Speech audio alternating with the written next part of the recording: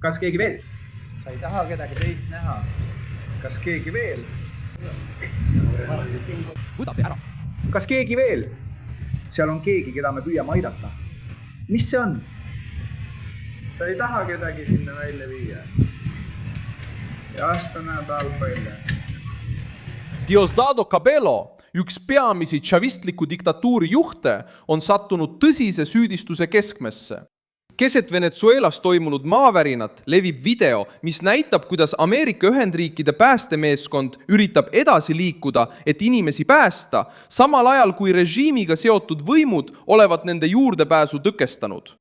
See stseen sai suuremat tähelepanu, kuna see toimub ajal, mil pered otsivad endiselt rusud alla jäänud lähedasi, lapsed on vanematest lahutatud, Caracas ja La Guaira linnades on hooned kokku varisenud.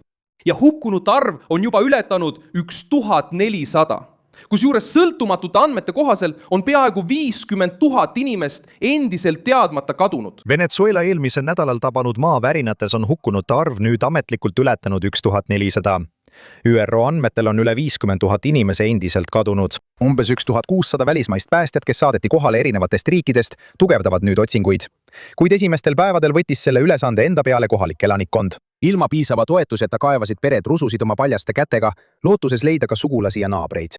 Maavärin ei tabanud ainult betooni, tänavaid ja haiglaid.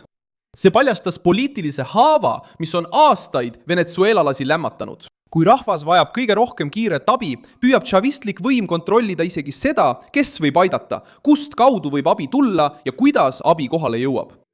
Samal ajal kui välismaised meeskonnad, vabatahtlikud ja kohalikud eranikud ajaga võidu jooksevad, ilmneb režiimi bürokraatia veel ühe takistusena elu ja surma vahel. Siin on meil üks väga endast väljas inimene. Palun öelge oma ees ja perekonna nimi.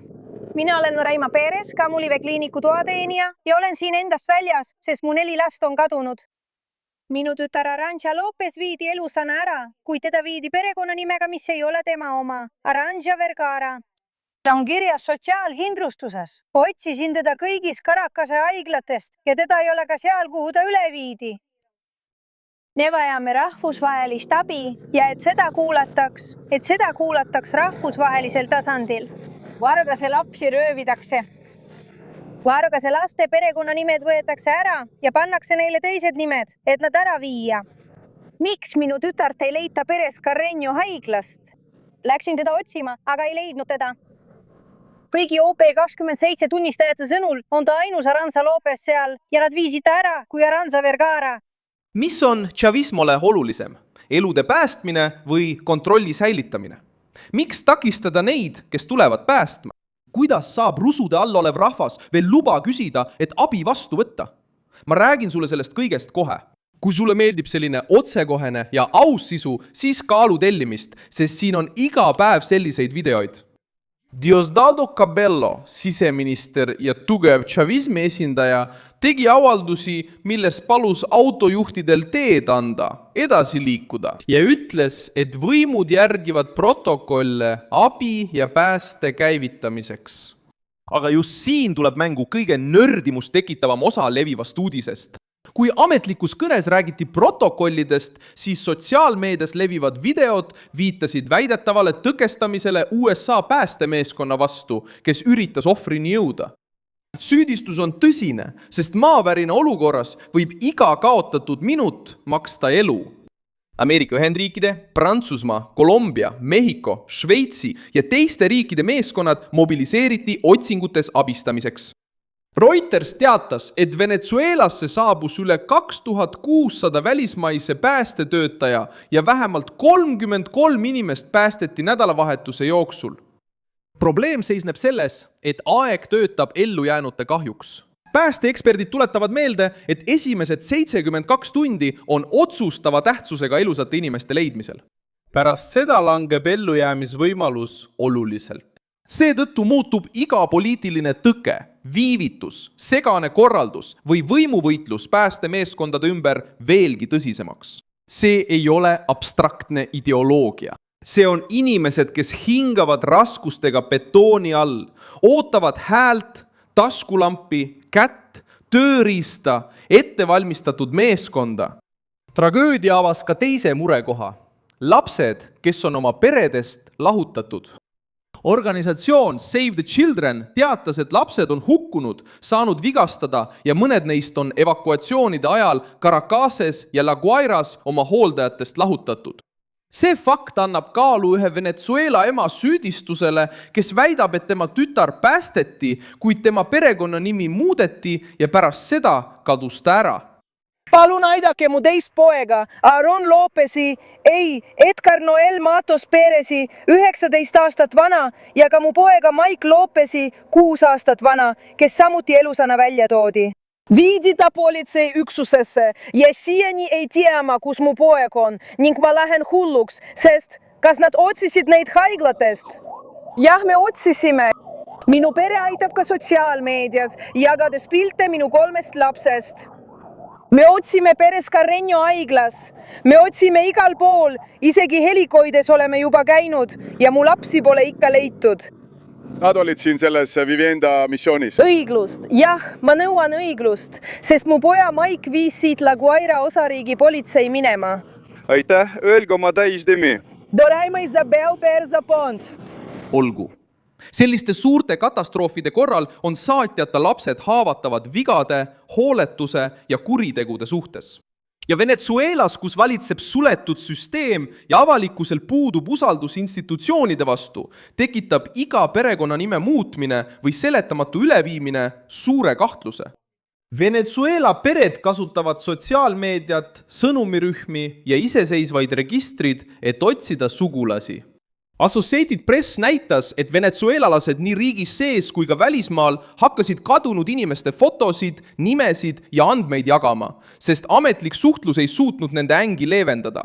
Mõned iseseisvad registrid loetlesid isegi 10 000 kadunud inimesi. Reuters teatas, et opositsiooni poolt edendatud veebisait registreeris pühapäeval peaaegu 50 000 inimest, kelle asukoht oli teadmata. Samas kui valitsus rääkis väiksematest, kadunud või rusude alla jäänud inimeste arvudest. See erinevus ametlike numbrite ja perede registrite vahel on üks selle tragöödia valusamaid tunnuseid. Režiimi jaoks võib see olla statistika. Ema jaoks on see tütar. Isa jaoks on see poeg. Vennale on see keegi, kes võib-olla ootab veel elus päästmist. Kui riik kontrollib teavet liiga palju ja annab vastuseid liiga vähe, hakkab rahvas ise otsima seda, mis peaks kiiresti tulema. Haiglate nimekirjad, päästetute nimed, varjupaikade asukohad. La Guairast sai katastroofi kõige tugevam sümbol. Rahvusvaheliste allikate andmetel varises piirkonnas kokku üle 100 hoone ja 10 000 pered said kannatada. Kaamera näitab ülevalt La Guaira hävingu ulatust.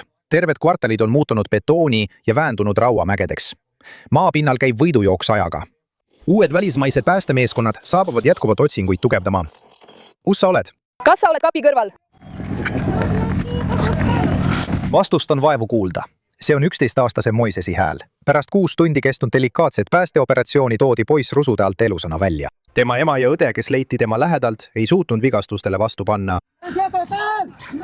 Caravaleda rannas olid isa ja poeg 4 päeva mattunud ühe hoone varemete alla. Kurnatud ja šokis isa ja poeg tõid välja Prantsuse ja Ameerika päästjad, samal ajal kui vabatahtlikud tegid teed kiirabini. Aitäh! Selle 9 kuu vanuse beebi nutt juhatas seda Hispaania päästemeeskonda. Iga päästetud inimesega tuli uus lootuse laine. Kuid paljude perede jaoks ootamine jätkub. Elanikud ja vabatahtlikud moodustavad inimketid, et takistada masinatel otsingualadelt lahkumist ning nõuavad ametivõimudelt rohkem abi.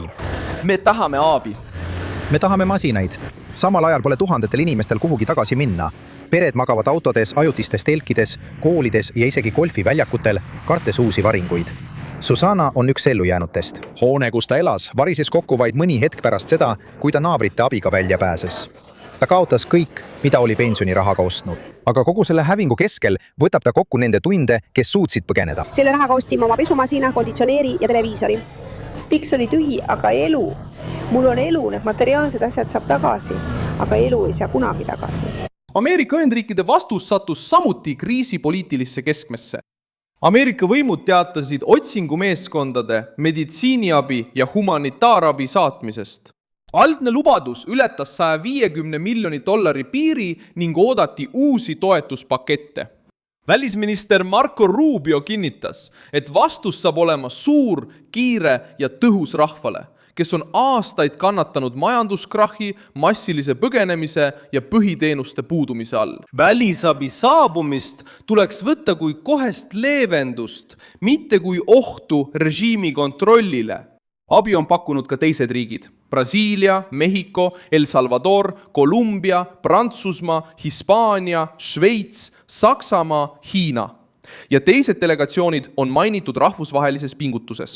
Erinevus seisneb selles, et Ameerika Ühendriikide kohalolekul on suurem sümboolne kaal, sest chavism on alati kasutanud Ameerika vastast retoorikat, sisekontrolli, poliitilise tagakiusamise ja isoleerituse õigustamiseks. Aga varisenud hoonete ja kadunud laste ees kaotab see retoorika oma jõu. Keegi rusude all ei küsi, milline lipp on päästja vormil. Kes on rusude all lõksus, tahab lihtsalt elusalt välja saada. Diosdado Cabello püüdis olukorda esitada kui protokollide järgi korraldatud operatsiooni, kuid paljude Venezuela inimeste jaoks jääb poliitiline pilt hoopis teistsuguseks. See sama grupp, kes on aastaid riiki kontrollinud, tahab nüüd kontrollida isegi päästetöid. Maavärina hetke video, kus hooned hakkavad peaaegu koheselt kokku varisema, näitab löögi jõhkrust.